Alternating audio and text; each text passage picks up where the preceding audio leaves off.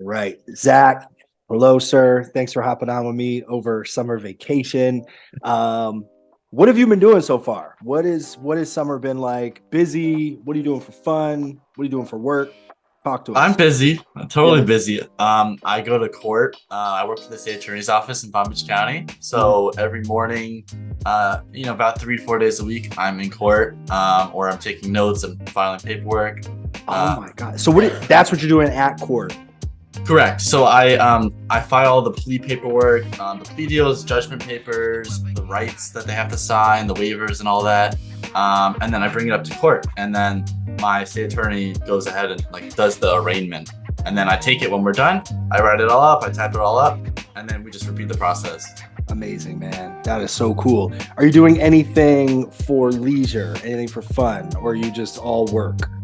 I get weekends off, luckily. So Friday, Saturday, and Sunday, I usually hang out with my friends. Use the pool, go biking. Awesome. Recently with the weather though, I don't know.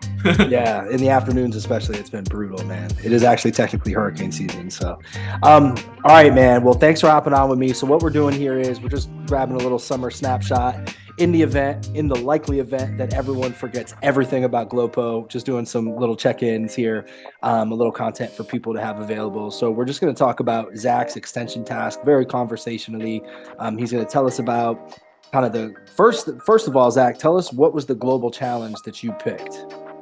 My global challenge was topic, I think 5. It was about borders, Okay. And then the case that you chose to use. the South China Sea, and the border dispute around maritime borders. Awesome. So just kind of talk us through kind of some of the background information, and then we'll tie in the GloPo right after that. So the main issue comes down to China's 9 dash line. It's basically this idea. It was basically like a line drawn on a map, and it's a very large line on this map of the South China Sea, and it's basically what China claims is its exclusive economic zone. And that's something that the UN gives. I think it's 200 nautical miles from everyone's border, but China claims territory within the South China Sea. So anytime they claim territory, they get an additional 200 nautical miles. So this Dang. claim is like the entire South China Sea, basically. Okay. So talk me through, because right off the bat, I start thinking power. Like, talk to me about like what kind of GloPo connections that you made and some that we can kind of use together as a class, some things that we would have studied this year or maybe even next year. What were the GloPo tie-ins? What do you think about this case? There's obviously a lot of realism because Okay. the South China Sea contains a large reserve of natural gas and oil, and it's one of the largest reserves of both of those. It also is where almost the entire, basically, if you're trying to ship from Asia to United States or anywhere in North America, you're going through the South China Sea.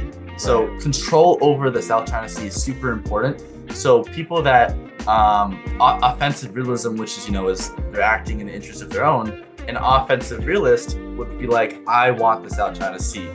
And they And want to that, be, and they want to be the hegemon, the sovereign, the most right. powerful. Yeah, They absolutely. want to run the whole entire thing. So Yeah. realism, offensive realism especially, comes up a lot. hmm What kind of power do you think they're exerting when they do this, Zach? So China is using military ships, military planes and stuff, which is military power, which is hard power. So straight up, a lot of hard power is being used. The United States has done something called FONs, or Freedom of Navigation Operations, where they fly ships and they fly, not fly ships, they fly planes, and they sail battleships and aircraft carriers through the South China Sea as a show of force. That's all hard power. Awesome, man.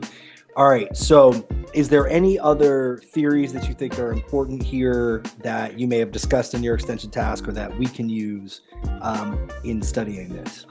Yeah, so liberalism comes up a lot. The United Nations, the International Court of Justice, has heard a lot of cases about this situation. So has the International Court of Arbitration, and recently they had a case. The ICA, I think it is. They had a case, and they basically ruled that China's 9 dash line is a violation of the United Nations Convention on the Law of the Sea, and they ruled that. But they didn't even follow it. But the point is that the actors went through a liberal international organization through the confines of international law and order, rather than acting with military power. Yeah, and China's like shrug, right? Like they're just like, you can't do anything, you can't enforce it. Yeah, and this I think has a lot to do with some of the conflicts between China and the U.S. right now. I know Antony Blinken is in Beijing. Yeah, so, really, really awesome, Zach. Thank you so much, man. I really appreciate it. Have fun at work. Find some time to have some downtime too, and we'll see you soon, man. Thank you. I appreciate it. I'll see you soon. All right, Zach. All right, buddy. Bye-bye. Thanks. Bye.